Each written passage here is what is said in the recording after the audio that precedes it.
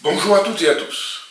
Au lieu d'aider les plus démunis contre l'augmentation des prix, ce qui serait bien, ce serait d'offrir à tout le monde le minimum vital d'eau, de gaz, d'électricité, même de carburant, gratuitement, pour permettre à chacun de vivre décemment, mais surtout, et c'est là l'essentiel, que ce soit les hyper-pollueurs qui paient.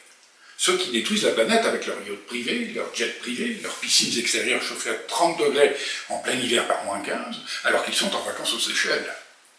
Mais on ne peut pas tout interdire. Surtout qu'il y a beaucoup mieux à faire. Il faut instaurer des taxes progressives pour dissuader les hyper riches de surconsommer, mais pas trop. On aurait des manifs de gilets jaunes d'hyper riches qui ne pourraient plus faire le plein de leur limousine. Mais les laisser massacrer la planète de nos enfants, c'est tolérer l'intolérable. Nous savons que les 10% les plus riches émettent 50% des gaz à effet de serre et des pollutions. On ne peut pas ignorer la moitié du problème.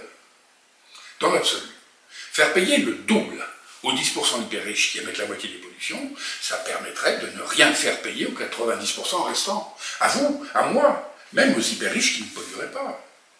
On n'en veut pas aux riches, mais aux pollueurs. Je dis bien dans l'absolu. C'est un principe. Il ne faut surtout pas interdire, mais taxer suffisamment pour réduire les pollutions abusives intolérables. L'essence à 20 ou 50 euros ne serait pas un problème pour les hyper riches qui rempliraient les caisses de l'État en faisant leur plein. Mais si plus ils consomment, plus le prix augmente, à 100 euros le litre, même eux réduiront leur consommation. Il faut faire payer les hyper-pollueurs, d'autant plus qu'ils polluent.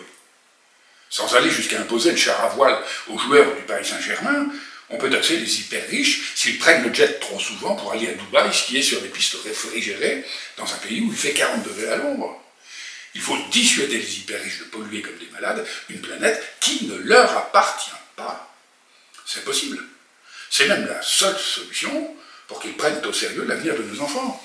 Il faut instaurer une taxe progressive qui augmente d'autant plus que la consommation est abusive et redistribuer l'argent de ces taxes à tout ce qui est positif pour la planète afin d'inciter à la consommation responsable.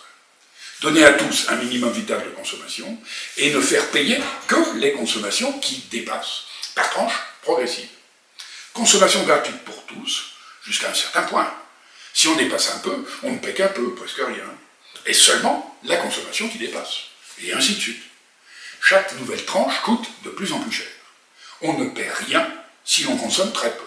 Presque rien si l'on consomme à peine plus, et de plus en plus selon que c'est abusif, irresponsable ou monstrueusement intolérable. Il ne suffira pas d'éteindre la lumière en quittant une pièce pour économiser l'énergie si les hyper riches font le tour du monde en jet privé. Il faut dissuader les hyper riches de détruire notre planète.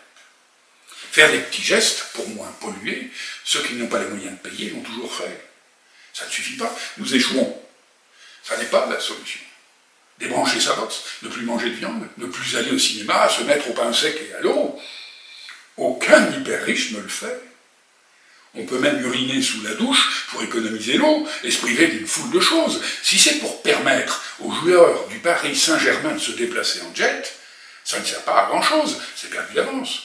Le vrai problème, c'est la pollution des hyper riches. Il faut dissuader les hyper riches d'hyper polluer en consommant trop, par des taxes proportionnelles à leur nuisance et réinvestir intégralement ces taxes pour combattre les pollutions et la fracture sociale en aidant la consommation responsable. Techniquement, les moyens de contrôler le volume de consommation de chacun existent. Rien n'échappe. Des compteurs d'eau, de gaz ou d'électricité jusqu'au suivi des jets privés, tout se sait. Ceux qui vous diront le contraire n'ont pas étudié la question.